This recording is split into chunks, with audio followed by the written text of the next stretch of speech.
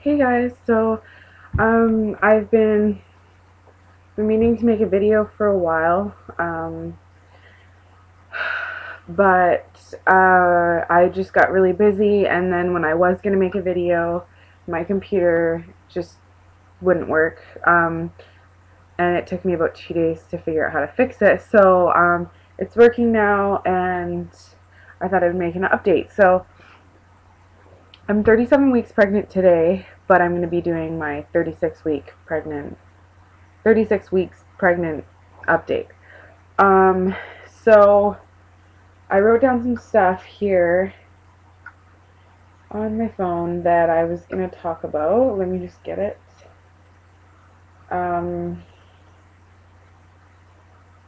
Okay, so I had an ultrasound on March 18th, which was my birthday, at 9:30 a.m. Unfortunately, I was a bit late, so what should have been a 45-minute ultrasound was only about 5 minutes. The ultrasound tech was a complete ass about it. I've had him before, and he's just been really rude the couple times I've had him. But anyways, kind of sucks because I haven't been able to get a picture from an ultrasound in a while, because I've had a couple done at the hospital, and the ones at the hospital don't print pictures. They're just for diagnostic use strictly.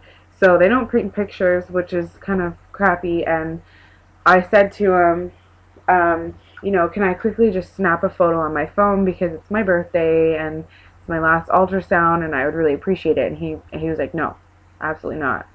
So at least I tried, but he didn't let me, so that was kind of unfortunate. But the ultrasound went well. It's a lot harder to see her now because she's so crammed in there, whereas before, like at 18 weeks, you could see everything because she was just kind of floating around, but now she's just so squished in there, it was kind of hard to see.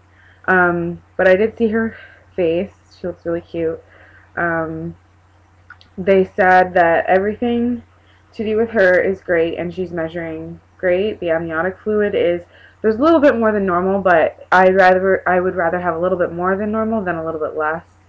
They said all her body parts and organs are great, and she's measuring a little bit bigger than average, and they estimated her to be at about 6 pounds 11 ounces on March 18th. So that was about a week ago. And they say that they should gain about half an ounce, I think, or sorry, half a pound. Is it a week in the last couple weeks? I don't know, but it's just an estimate. So I mean, she could be a pound heavier than that. She could be a pound lighter. Who knows? But that's what they were estimating her at. So a couple ounces under that 7 pounds, which is a lot bigger than average, especially for a first baby. And considering I was 35 weeks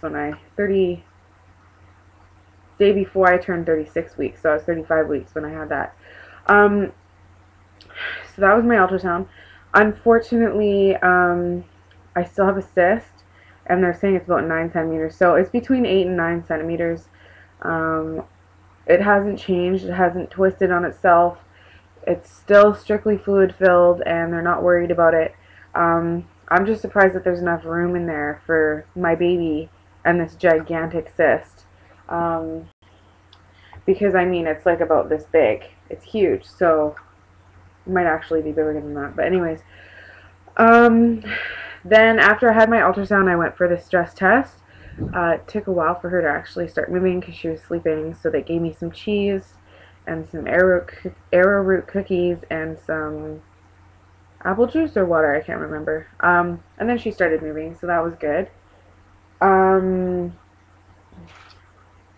What else was I gonna say? Yeah, and then I talked to the Dr. Cox, which is the cyst specialist that I've seen a couple times, and he said that I have to let the nurses know once I've had Ava, my daughter, that they need to contact him because he wants to come in and see me once she's been born. So he's predicting that it might burst when I'm in labor, or it'll just shrink shortly after, but they want to make sure that everything is fine.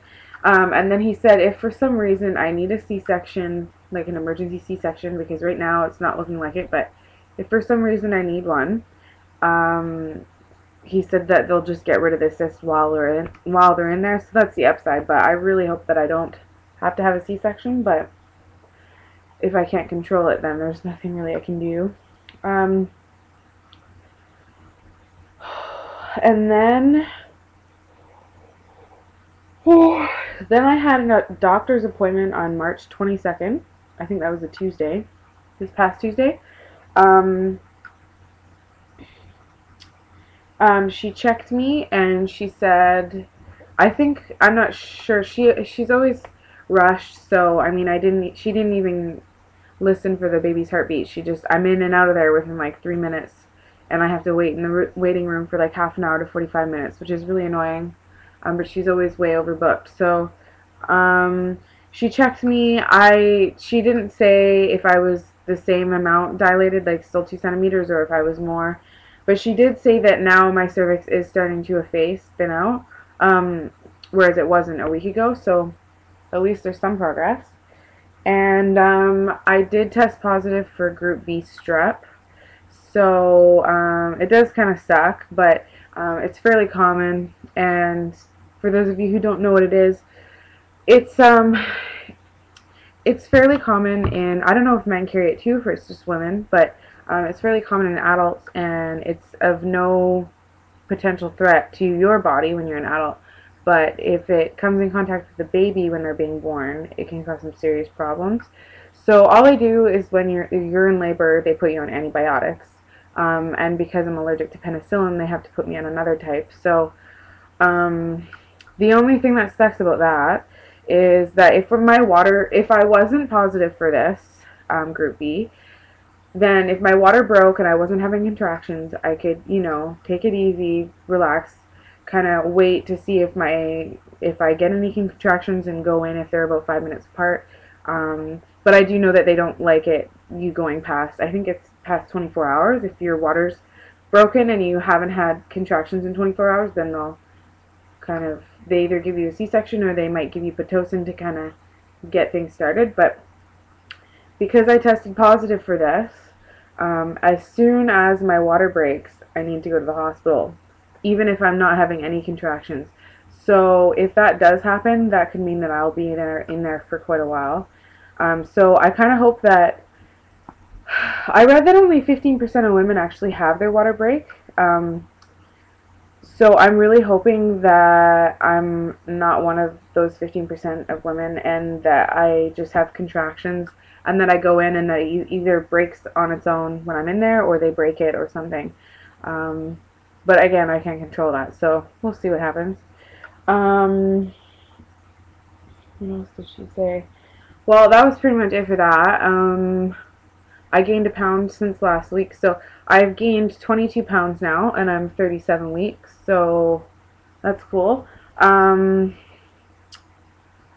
What else? Oh, right, I finally got the keys to my new place, which is very exciting, and my room is in shambles right now because I'm in the middle of packing. But I'm really excited, and oh, I don't have them with me, but I bought some wooden letters, AVA, and I painted them pink and then the border purple, and they're going to go over her crib and her nursery, so I'm really excited. And I'm so excited to decorate her nursery. It's been really hard. For those of you who know what nesting is like, it's been really hard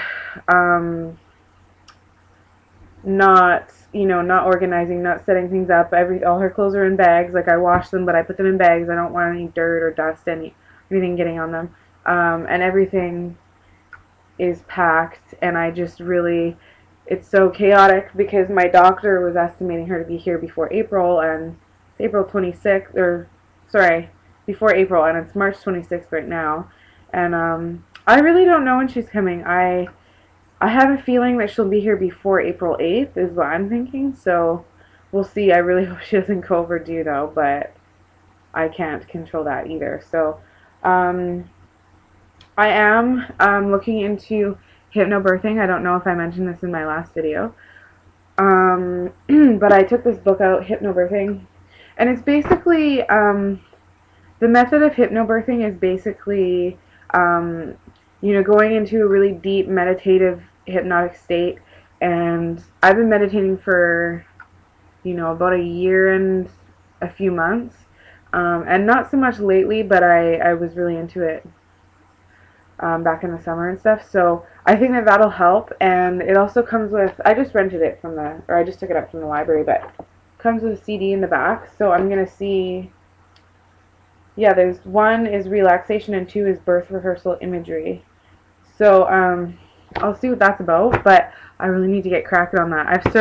I've started reading the book, but who knows? Now that I'm 37 weeks, I could really have her at any time, or I might have a couple weeks left still. So it's hard to tell, but I just want to be prepared. So I'm going to go for hypnobirthing 100% because I feel like if you want to do something like that if you want to do natural childbirth and you want to do this method, I feel like you need to go into the experience 100%.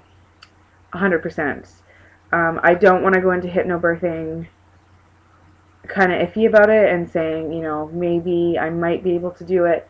I want to tell myself that I know I can do it, but at the same time, I'm not going to say, I'm not going to have an epidural or whatever. I'm going to go for hypnobirthing 100%, but I'm still going to have the option open of pain medication if I haven't prepared myself for this properly. If I can't do it, then maybe I'll get an epidural, but I don't want to close those options off, because if I can't do the hypnobirthing and then I get an epidural, I don't want to, set restrictions for myself and then be disappointed because I couldn't do it or something. So, who knows? I might end up having a C-section and I don't even have the option of trying hypnobirthing. So, you never know what's going to happen. But that's my plan so far, is the hypnobirthing. And yeah, it's crazy. I'm due in 21 days, which, the fact that I'm full term now is crazy, but the fact that she's actually due in 21 days from now is just insane. I can't believe how fast it's gone by. It's really flown. But that was my sister calling. So I'm gonna do a belly shot because, again, this might be my last one, or maybe not. But I might measure if I have my measuring tape, but I haven't done it in a while. So I'm trying to think of what else. Oh, as far as symptoms go, I've had some of the worst acid reflux of my life. And I tend to go through phases where I'll have it for a couple days and then I won't have it for a week and whatnot. But for the last 4 or 5 days, it has been excruciating. And I think that's just probably because of my uterus pressing up against my organs and me having an ulcer. I'm sure that does not help at all. I haven't, as far as other symptoms go, I'm peeing every 20 minutes, it feels like, and it's just really annoying. And I really can't sleep for more than an hour at night because I'm either uncomfortable or I need to pee or something. I still get some cramping, but not as much as I was getting before. Oh, my back hurts. I'm having really painful sciatic nerve pain right now. And it's always along my right side, down my right. The nerve goes down both sides, and it goes down your back, down your bum, and down through your thighs. And the nerve is just, when that hurts, it's excruciating. And then the other thing I'd have to say, is just the really intense pelvic pressure that I've been having, especially when I go to lay on my side. So, anyways, you can see how chaotic my room is, but I'm gonna quickly do a belly shot.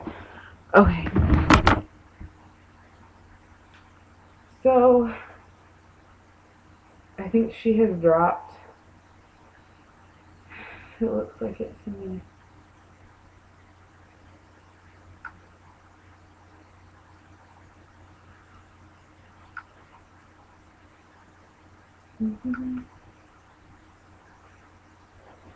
Okay, thanks for watching, guys. See ya.